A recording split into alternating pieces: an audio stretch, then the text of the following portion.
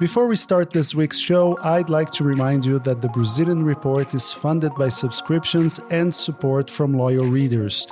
Besides subscribing to our website and getting exclusive daily content on Brazil and Latin America, you can also treat our staff to 1 to 5 cups of coffee a month. In return, you get exclusive benefits like special newsletters, behind-the-scenes content, as well as a shout-out here on our podcast. And today, I would like to thank our Buy Me a Coffee members, John Thomas III, Luis Hans, Erwin Menes, Orlando Black, Steve Knapp, Aaron Berger, James Coney, Kars Vresvik, Alasdair Townsend, Peter Abrahamson, Michael Fryer, Miller Renascido, Jim Awolfadejo, David Dixon, Felipe Saito, José Rose Stankovic, Gabriela Graf Innes, Emerging Market Muser, Yarden Iftar, Tonica Thompson, Anderson da Silva, Kat Kramer, Fra, Peter Suffering, Anna Lund, and someone who chose to remain anonymous. If you also believe in the importance of independent journalism, and if you want to hear your name on our podcast, head over to buymeacoffee.com/Brazilian Report and subscribe to one of the membership tiers. If you cannot make a monthly commitment, you can still tip us a cup of coffee every now and then to give us the energy boost we need to cover a country as complex as Brazil and a region as complex as Latin America. We appreciate any support you can give us. Click on buymeacoffee.com/Brazilian Report to find out more.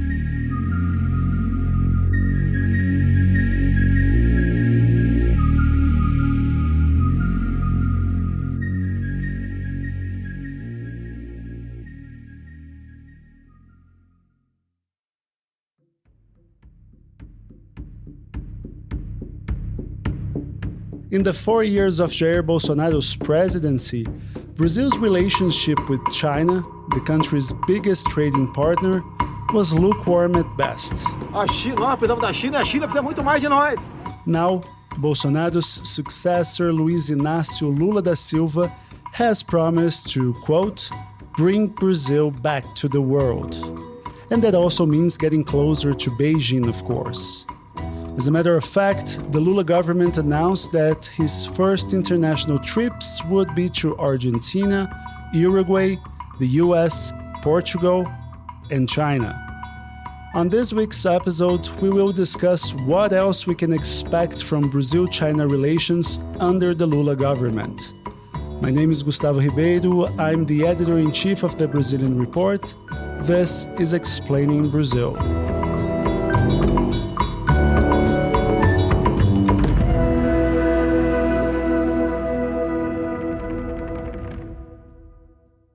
To discuss Brazil-China relations, this week we're delighted to welcome Aline Tedeschi. She holds a PhD in international relations and is a professor at the Hunan Normal University.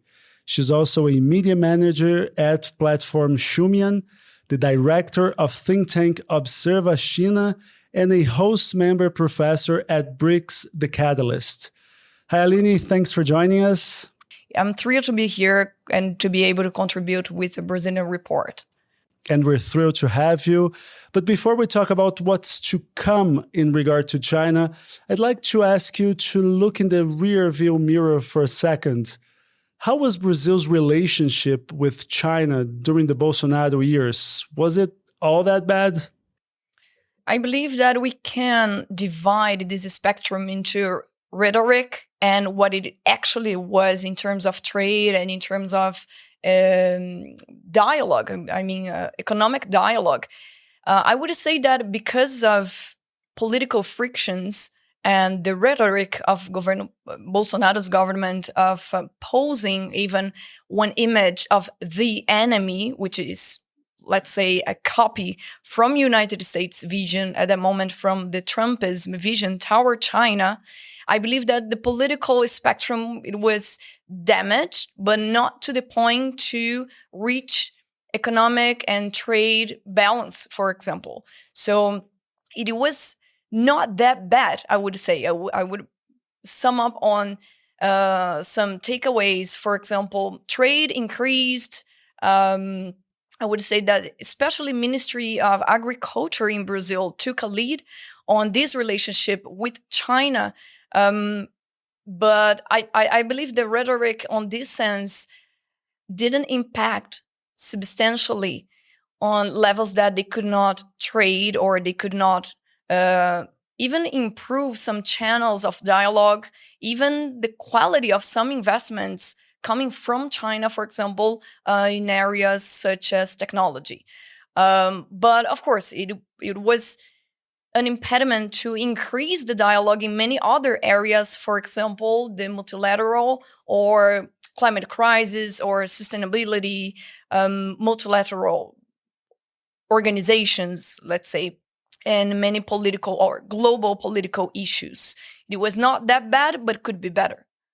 Right. And I mean, backers of Bolsonaro tend to downplay his antagonistic stance toward Beijing, but we actually saw him suggesting on more than one occasion that China created and spread the coronavirus as a move of biological warfare. Será que nós estamos enfrentando uma nova guerra? Qual o país que mais cresceu seu PIB? Like you said, that does not mean that trade was hampered, because a report by the China-Brazil Business Council shows that over 13% of Chinese capital invested in the world in 2021 came here to Brazil, more than anywhere else. And 48% of Chinese investments made in South America between 2005 and 2021 came here. I believe, as many other issues relating to China, it's difficult to focus on this or that. So when you go to China and experience the culture and the dynamics, social dynamics, even and trade dynamics, you see that it is something more like this and that. And so I believe that there is one impact. Of course, as I said earlier, there was room for improving this relationship in terms of qualitative elements, and it was not done. China actually lost in terms of percentage of representation in Brazil's exports in relation to other countries, but it doesn't mean that the trade shrinked. Actually, it didn't. But I do believe that China is this pragmatic that we are posing, and so it doesn't generate the friction to the point of breaking the bilateral relationship, which is already strategic, and is not just strategic, it is global strategic. It is exactly the concept of their partnership. In my view, what actually happened, it is that the zero COVID policy damaged these supply chains, mostly because of China and the policies, rather than the relationship in between. It doesn't mean that they didn't felt a disposition or a friction and tension on their political relations, but I don't believe that that's the biggest impact in terms of trade. But I would say that it is very relevant to China, the personal relationships, or what they call 关系. And I believe that Lula is more posed to represent this image for them rather than Bolsonaro.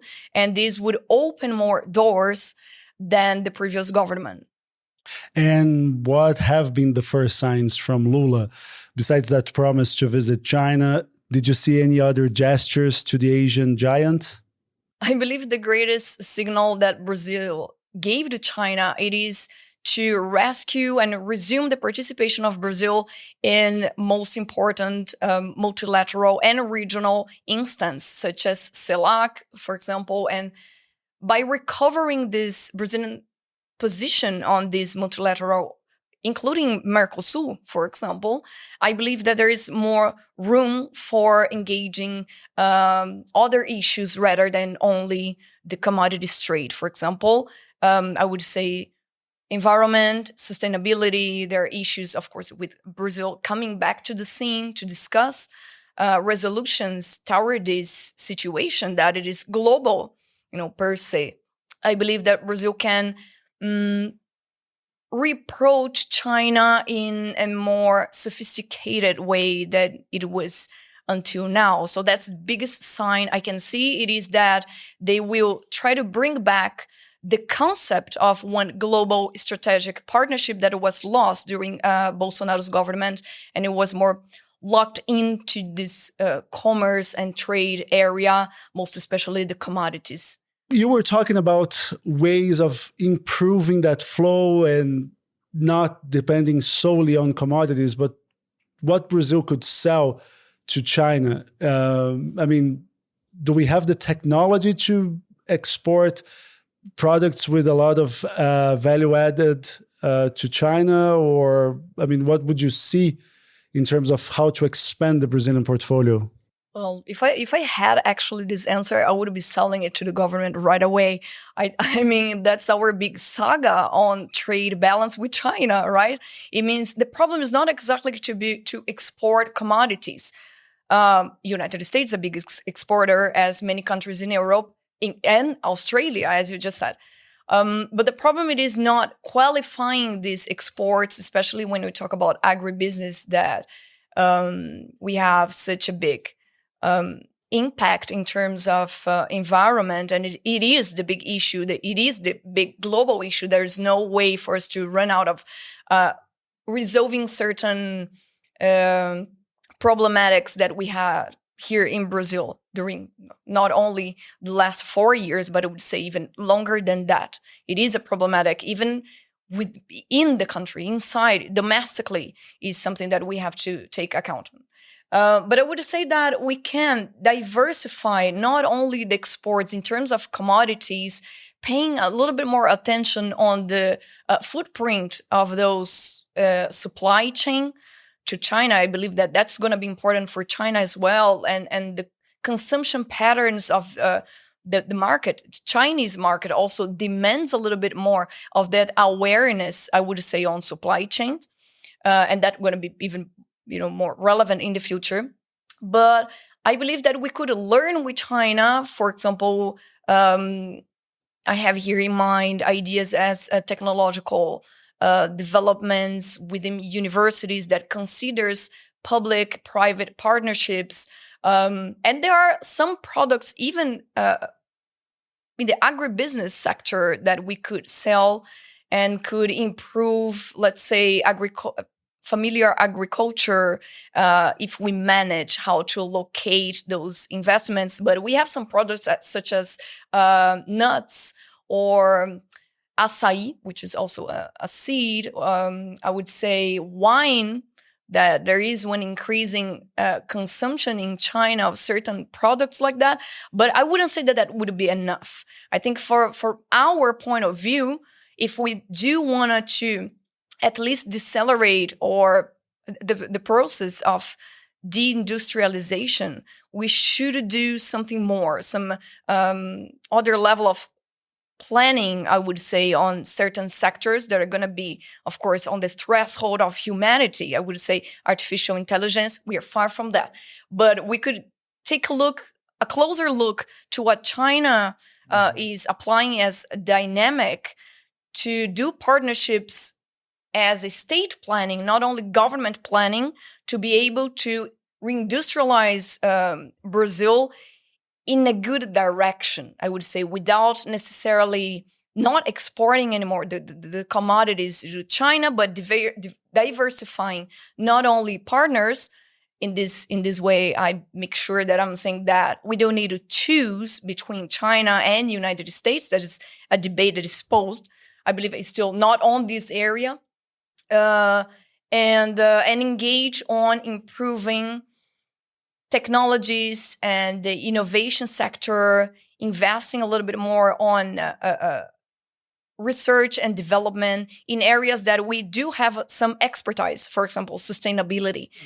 Going to communities to learn how they do their own dynamics of sustainability and apply that to aggregate value on something that we can export to China or trade with China or do partnerships on this research to China.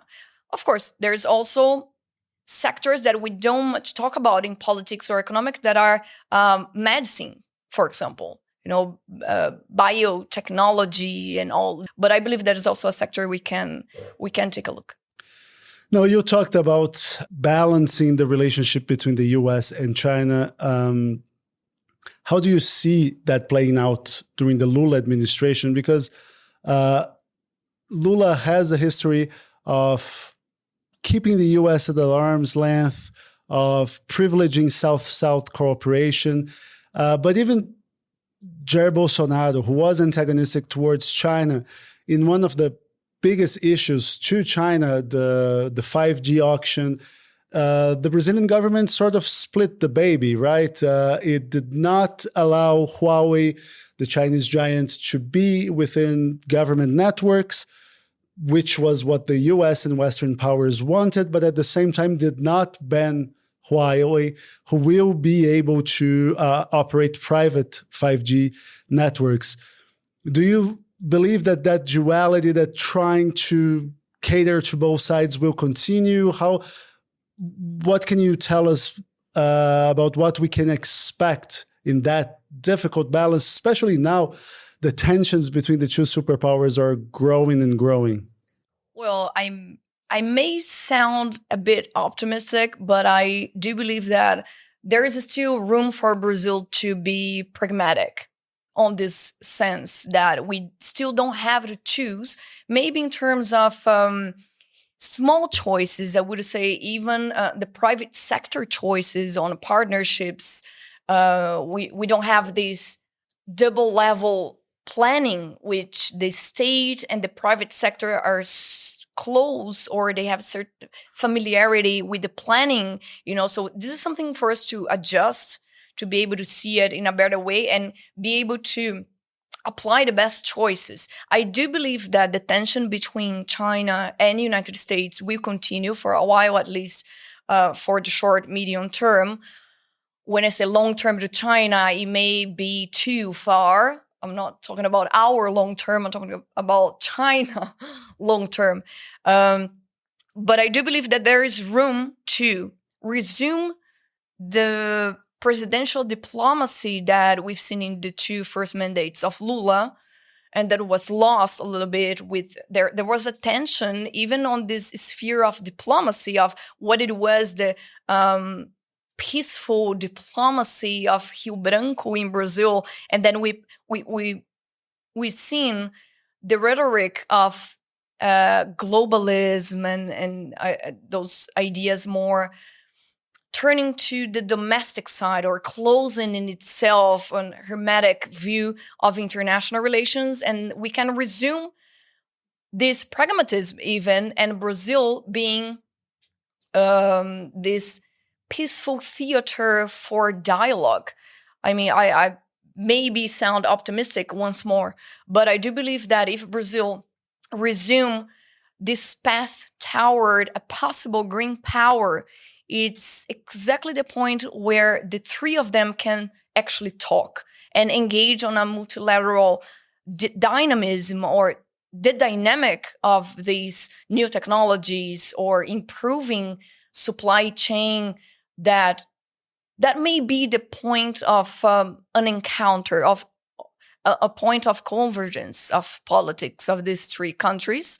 But what I think sometimes we fail to see is that these dynamics, they're not, again, once more, is not this or that. It is this and that, right? It is something that we can apply. There are the tensions and the frictions, as there are frictions between United States and China, United States and Brazil, Brazil and China, and so on and so forth. But we can also manage to partner in some areas that are from common interests. If we can do sometimes like the Chinese do, that it is not focus on what we have as a problem and friction, and focus on what we have as a common ground, as a common issue for dialogue, improving these common issues, we can somehow indirectly almost that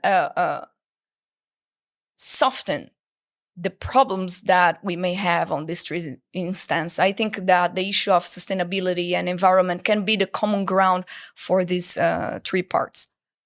Now you're talking about multilateralism, and that brings me to a question about Mercosur, which is Brazil's trade alliance with Argentina, Uruguay, and Paraguay. Because Lula has talked about strengthening this trade bloc. Meanwhile, China has suggested it is open to making a free trade agreement with Mercosur. Now, at the same time, China has also for months been engaged in talks with Uruguay about an independent deal with Uruguay, even though Mercosur countries cannot sign deals on their own. Now, let's suppose that Luiz Lacalle Pou, the Uruguayan president, manages to convince his other three partners about that they should be signing an agreement with China. And of course, that is a big if, because Argentina is very resistant to opening up trade, opening up its market to foreign producers. Brazil also to some extent. But let's assume Lacalle Pou gets his points across and they are all on board. What are the risks and opportunities of having a trade deal with China? First, pointed out that China is also passing in terms of their diplomacy and their own dynamics of establishing strategic partnerships from one moment where they preferred to do bilateral relations rather than multilateral. And now they're going to a moment where they may prefer this multilateral dynamics.